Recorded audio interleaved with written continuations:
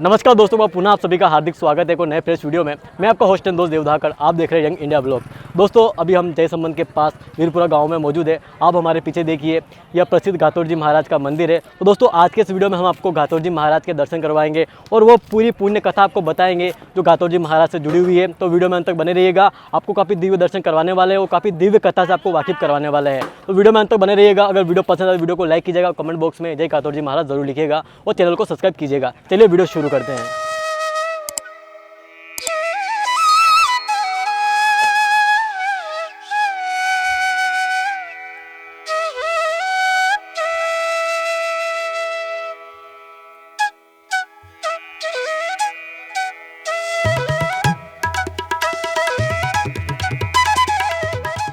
यह मंदिर मिनिमम 900 साल पुराना है। जी जी जी जी। इस मंदिर की नींव यूँ समझ लीजिए कि बहुत ही सने सने पड़ी और भगवान ने जो यहाँ के महाराणा साहब हैं जय सिंह जी, उनको स्वप्न दिया और उनको ऐसा चमत्कार दिया।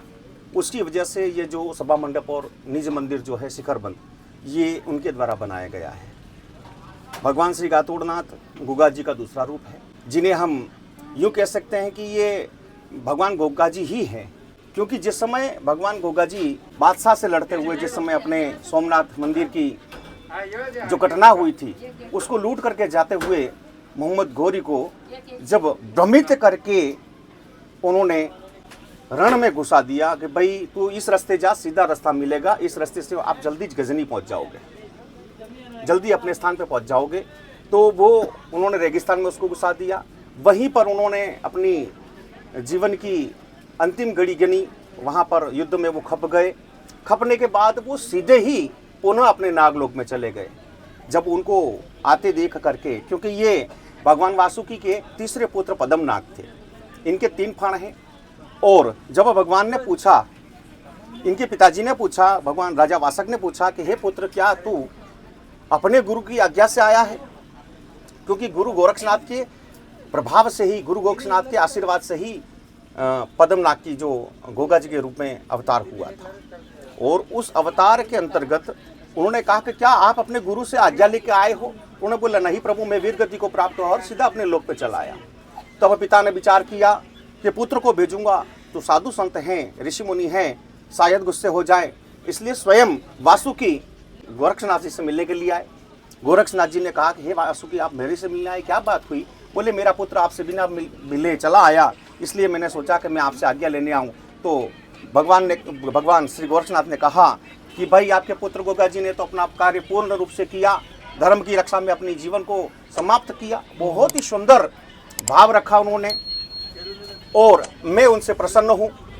ऐसी बात कहने के बाद में जब वासुकी जी ने पूछा कि हे प्रभु, मेरे लिए कोई काम हो तो बताइए, तब भगवान ने कहा कि हे राजन, इस धरती के ऊपर मुगलों द्वारा, यवनियों द्वारा बहुत ही पाप किया जा रहा है। यहाँ की गाय और यहाँ की कन्याएं असुरक्षित है, अतः तू गाय और कन्याओं की रक्षार्थ इस लोक में स्थापित हो और अपने प्रभाव से गाय और कन्या की रक्षा करना, साथ में ब्राह्मणों की रक्षा करना, तेरा कल्याण होगा।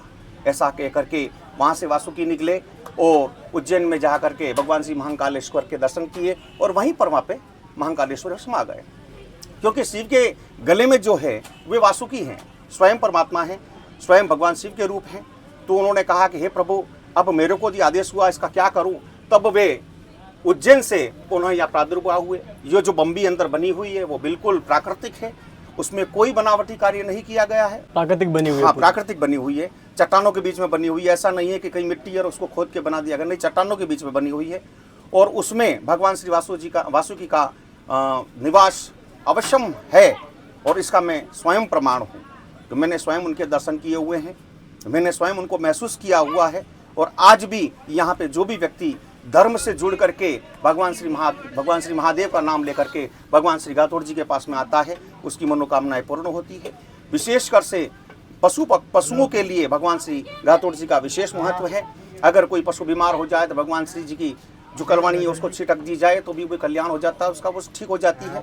कन्याओं की रक्षा के लिए सदैव तत्पर रहते हैं, ब्राह्मणों की रक्षा के लिए सदैव तत्पर रहते हैं और जो व्यक्ति धर्म से जुड़ करके धर्म के कार्य में संलिप्त होता है, परमपिता परमात्मा उसे सदैव उसका साथ देते हैं, उसके हर मनोकामना को पूरी करते हैं। अनेक प्रकार से लोगों को फायदे हुए हैं।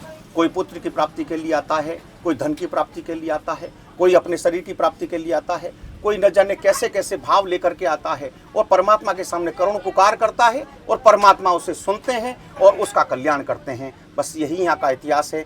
और यहाँ ये धर्म की गादी है, सत्य ही चलता है, असत्य बिल्कुल नहीं चलता। गुरुजी, जैसे कि हमने इतिहास में पढ़ा है कि 1000 साल पहले गोवर्धन सिंह जी थे जो गायों की रक्षा करने हेतु बलिदान हो गए थे। तत्पश्चात वही गोगा जी बने और उन्हीं को घातोड़ जी बोलते हैं।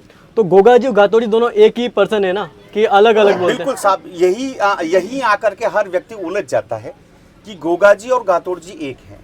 गोगा जी वासुकी के तीसरे पुत्र हैं पद्मनाग, जिनका अवतार हुआ था गोगामेड़ी में, ठीक है साहब। और गोवर्धन सिंह जी नाम था उनका। जी जी जी। और उनकी वीरगति के बाद में उनके पिता द्वारा अपने पुत्र की पूजित प्रतिमा लगाई गई कि मैं यहाँ अपने पुत्र के नाम से पूजा जाऊंगा। यहाँ है मूर्ति गोगा जी की, लेकिन जो प्रभाव है वो गोगा जी और वासुकी दोनों का प्रभाव है। मतलब शिव के जो गले में जो नाग देवता रहते हैं उनका साक्षात अवतार यहाँ पे है। और उनको घातोड़ जी के नाम से जानते हैं और गोगा जी का भी नाम से जानते हैं। है दो अलग अलग, लेकिन है एक दिव्य शक्ति, वो है वासुक देव जी। बिल्कुल साहब, बिल्कुल। अभी यहाँ पे जैसे कि ये बाम्बी है, बाम्बी में अभी भी नाग देवता विराजमान रहते हैं, जैसा हमने सुना है। और जैसा जो भी सच्चे मन से आता है, अपने हाथ पर केसर लगाता है और बाम्बी के अंदर हाथ डालता है तो हाथ से अपना केसर साफ कर देते हैं। तो क्या ये सच घटना है? देखिए, मेरी बात को सुनना साहब, हर मानव के अंदर इतनी शक्ति नहीं है, इतना जो तप कहते हैं, जिसके लिए शुद्धि चाहिए, जिसके लिए जो प्रमाण चाहिए, वो सारे प्रमाणीकरण हर व्यक्ति के अंदर नहीं होते हैं। तो 1000 लोग जब हाथ डालते हैं तो उसमें से कोई विरला होता है जो बिल्कुल सच्चे दिल का होता है, बिल्कुल साफ दिल का होता है, जिसने यूँ समझ लीजिए कि एकदम सहज हो और वो अंदर हाथ डाल रहा है, तो उसी के हाथ से परमात्मा केसर लेते हैं। बाकी सब बम्बी के अंदर चढ़ा के आते हैं। और क्योंकि जब अंदर भगवान है, जो केसर अपने द्वारा चढ़ा दी गई है वो उन्हीं को प्राप्त होगी, ऐसा भाव लेकर के उसको चढ़ा दिया जाता है। माँ आशापुरा इनकी कुल देवी थी, उनकी स्थापना है। और यह मंदिर बड़ा ही चमत्कारी है, बड़ा ही पावन है। जो भी व्यक्ति हृदय से, भाव से, मन से, अपने पूरे मन को एक करके भगवान के पास आता है और हृदय से अगर उसको पुकार करता है, तो भगवान उसकी मनोकामनाओं को पूर्ण अवश्य करते हैं। ये जो मंदिर है, जो इसका अभी वर्तमान स्वरूप है, तो ये वर्तमान स्वरूप कब से बना हुआ है? ये मिनिमम ये समझ लीजिए कि घातोड़ जी का प्रादुर्भाव 9वीं 10वीं सदी में हुआ था और 11वीं सदी में इनका प्रादुर्भाव यहाँ हो गया। तत्पश्चात यूँ समझ लीजिए कि 13वीं सदी के अंतर्गत संवत 1300 के लमसम ये मंदिर बना है और इसे महाराणा जय सिंह जी द्वारा स्थापित किया गया, जिन्होंने जैसे मंदिर का निर्माण किया है। पहले यहाँ पर सिर्फ बम्बी थी, बम्बी के ऊपर यहाँ पे ब्राह्मण पूजा करते थे। ब्राह्मणों को बुलाया गया केसरिया जी से और यहाँ ला करके बसाया गया। 4 ब्राह्मण आए थे, 4 ब्राह्मणों का वंश चल रहा है। आज 30 घर हैं। सब लोग अपने अपने हिसाब से पूजा करते हैं भगवान की, और पूजा के अंतर्गत उन्हें जो भी प्राप्त होता है उससे वो अपना भरण पोषण करते हैं। पिता और पुत्र कोई अलग नहीं होते, क्योंकि वही पिता का अंश पुत्र में होता है। तो स्वाभाविक है कि ये बिल्कुल रिलेटेड है कि गोगा जी और घातोड़ जी एक हैं, यूँ समझ लीजिए आप। इनका संबंध महाकाल से भी है। कहाँ से है? उज्जैन महाकाल से। उज्जैन महाकाल से है। इनका संबंध उदयपुर महाराणा साहब से भी है, क्योंकि उनके द्वारा ये बनाया गया है। तो इनका प्रभाव जो समझ लीजिए कि जितने भी मंदिर हैं उनका सीधा कनेक्शन यहीं पर है। जी। तो आपने काफ़ी अच्छी जानकारी दी, क्योंकि लोगों को जानकारी गोगा देव जी और घातोड़ जी में लोग कंफ्यूज हो जाते हैं। लोग समझते हैं कि अलग अलग देवता है, जो भी ये मतलब मिसअंडरस्टैंडिंग रहती है। लेकिन आज आपने काफ़ी अच्छी जानकारी दी। गुरुजी, आपका शुभ नाम? मेरा नाम पन्नालाल शर्मा है। मैं घातोड़ जी का पुजारी हूँ और उन्हीं की कृपा से मैं यहाँ पे बैठा हुआ हूँ और उन्हीं की कृपा से आप मुझे मिले और आपसे मुझे बहुत मिल करके बहुत ही खुशी हुई। और सारे जो भी देखने वाले मेरे दर्शक बंधु हैं, उन सबको भी मैं निवेदन करना चाहता हूं कि जहां से भी जुड़ें, दिल से जुड़ें, आत्मा से जुड़ें। परमात्मा स्वयं इस संसार के अंदर मौजूद है, अगर हम उसे मानते हैं तो। अगर नहीं मानते हैं तो जीवन दिया है, इसे जी लो और जलना पड़ेगा। यही जीवन चलता रहेगा, इसी प्रकार चलते रहेंगे। लेकिन परमात्मा की कृपा करते रहेंगे, परमात्मा की सेवा पूजा करते रहेंगे, उनकी आराधना करते रहेंगे, उनसे मिलते रहेंगे और उनको याद करते रहेंगे, तो शायद अपना कल्याण हो जाए। यही सब लोगों से मेरा निवेदन है। आप सब लोग परमात्मा से जुड़े रहें। धन्यवाद। बहुत बहुत धन्यवाद। किसी ने बनवाया होगा हाँ, तो उनकी तरफ से ये वापस बांटने का काम कर रहे हैं। अच्छा ये बनाने वाले हैं, ये बांटने वाले हैं। अगर कोई आता है तो इनसे बनवा सकता है। अच्छा, आप ही बनाते हो?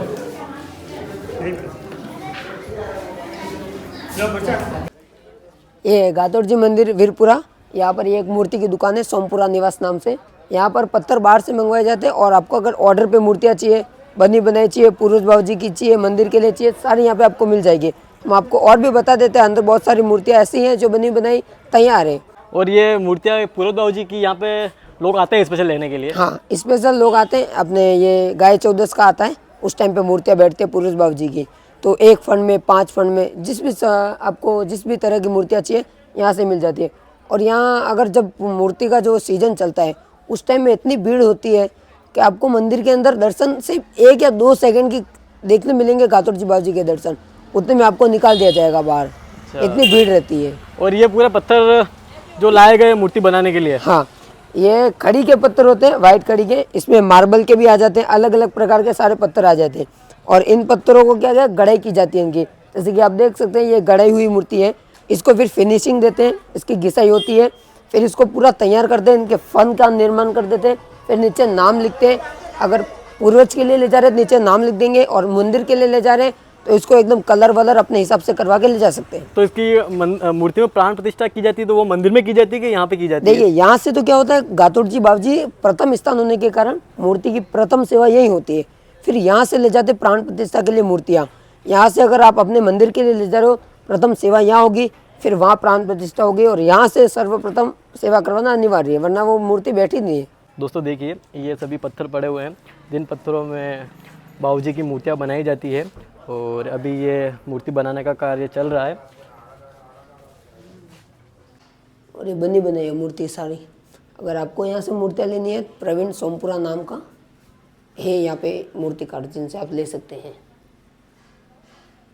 ये एक मूर्ति कितने की पड़ती है जो भी बनाते हैं? पूरा साइज पे 4000, 5000, 6000, जितना बड़ा साइज जितना छोटा साइज उस हिसाब से प्राइस इंक्रीज होता है और डाउन होता है। ये जो सरस्वती माता की मूर्ति देख रहे हो सामने, जी जी जी, ये ऑर्डर पे बनवाई गई है। इसका प्राइस है कुछ 32,000 रुपये, कुछ आजू बाजू, हमारे स्कूल के लिए। इसको अभी ले जाना बाकी है। दोस्तों यहीं तक था आज का वीडियो। उम्मीद है आपको वीडियो पसंद आया होगा। अगर आपको वीडियो पसंद आया तो वीडियो को लाइक कीजिएगा और ऐसे इन्फॉर्मेटिव वीडियो पाने के लिए चैनल के साथ बने रहिएगा। जय गातोड़ जी श्याम।